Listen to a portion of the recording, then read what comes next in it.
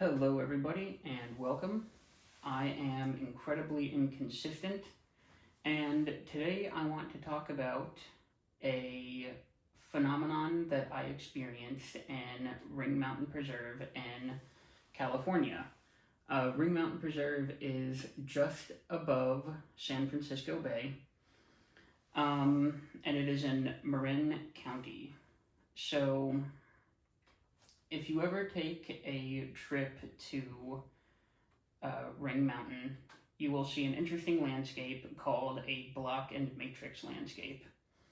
This is essentially where there is what looks like rolling fields, there'll be grass on it, and there'll be gigantic boulders in the middle of these fields. Now, these boulders range in size. Some of them are absolutely massive. My favorite one happens to be a very massive one, and some of them are much smaller. It really just depends on what got brought up. So I think looking at this field, it can be easy for people to shrug off the idea, well, it's just rocks in a field, what's so impressive about that? And in geology, rocks in a field is more than just random rocks that you find in a field. Everything tells a story in geology, and that is why I'm very interested in the subject.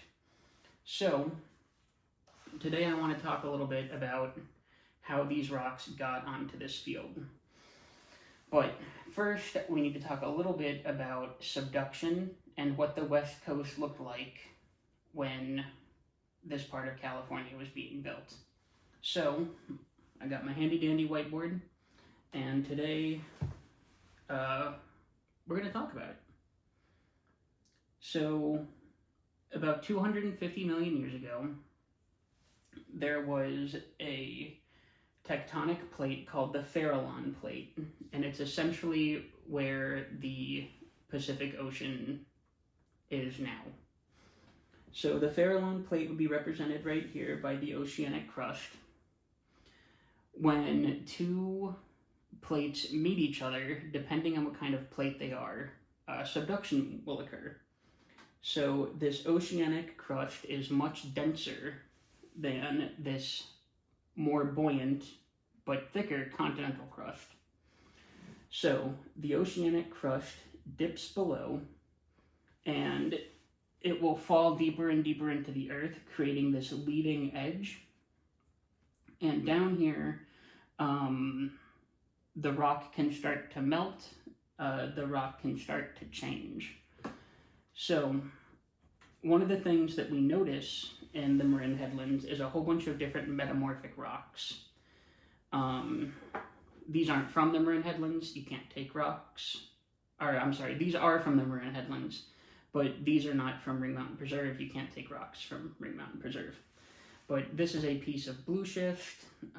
If this doesn't look good, I'll put in a nicer picture of it. This is a piece of basalt, not metamorphic. We'll come to him, why he's important in a second. And we have my favorite rock, a piece of eclogite, which is also a metamorphic rock.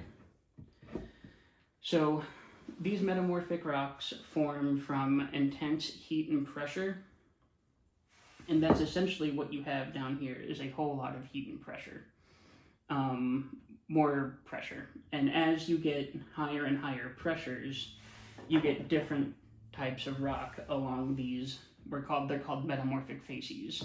These rocks will change chemical structure and turn into a different kind of rock. So we're going to start over here. The oceanic crust starts as basalt. It is an igneous rock, and as it moves, it'll be subjected to a little bit of heat and pressure, and it'll turn into a low-grade metamorphic rock, and it'll get submitted to more and more pressure. And as it goes, the rock becomes denser, which this rock is very dense. And these are the kind of rocks that we see in the Ring Mountain Preserve. So it's interesting that we see metamorphic rocks in Ring Mountain Preserve.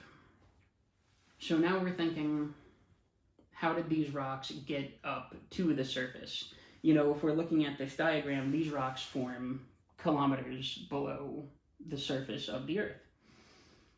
So we're going to move into something called serpentinization really quick.